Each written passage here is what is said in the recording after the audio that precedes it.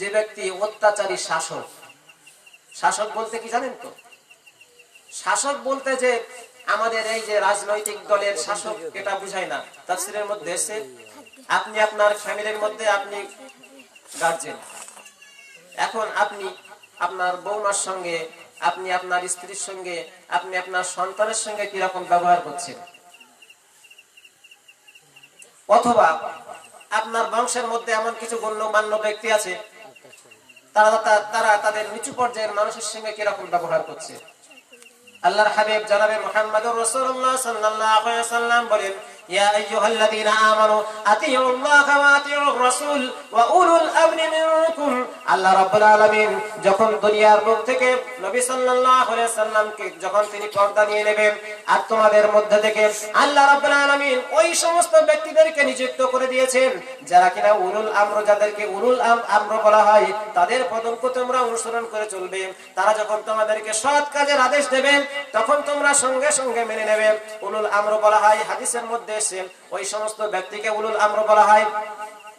আমরা বলতে পারি দাদা হুজুর রাহমাতুল্লাহ আলাইহি আমরা কেন মানি? কারণ দাদা হুজুর রাহমাতুল্লাহ আলাইহি তিনি রাসূল সাল্লাল্লাহু আলাইহি ওয়াসাল্লামের পদঙ্ক কি রকম ভাবে অনুসরণ করতে হবে সেটাই আমাদেরকে শিখিয়ে দিয়েছেন, তাই কিনা? এই জন্য আমরা দাদা হুজুরকে মানি। আমরা বসিরহাট আল্লামা রুহুল আমিন রাহমাতুল্লাহ আলাইহি এই জন্য মানি যে আমরা তাকে যদি অনুসরণ করে চলি তাহলে আমরা আল্লাহ রাসূলকে সহজে পেয়ে যাব, তাই কিনা? তো বলা অনেক কিছু ছিল। আপনি আমি আমরা যারা মোটামুটি দুনিয়াবি কিছু শিক্ষা অর্জন করেছি, আপনারা একটু পড়বেন। পড়ার কোনো শেষ নেই, শেখার কোনো শেষ নেই। যদি আপনি হাদিস কোরআন সম্পর্কে কিছু জানতে পারেন এবং তার প্রতি আমল করে চলতে পারেন, ইনশাআল্লাহ আপনার আমার জন্য জান্নাতে যাওয়া সহজ হয়ে যাবে। আর বিশেষ করে এখন তো হাদিস কোরআন গুলো সব হাতের মুঠোয়, যে শুধু আপনাকে সঠিকভাবে ভালো জিনিসগুলো বিবেচনা করে নিতে হবে।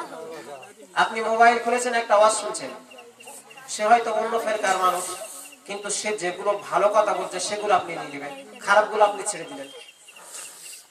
যেগুলো হচ্ছে নিজেদের মধ্যে সংঘর্ষবাদী যে কথাগুলো সেগুলো আপনি বাদ দিয়ে দিলেন।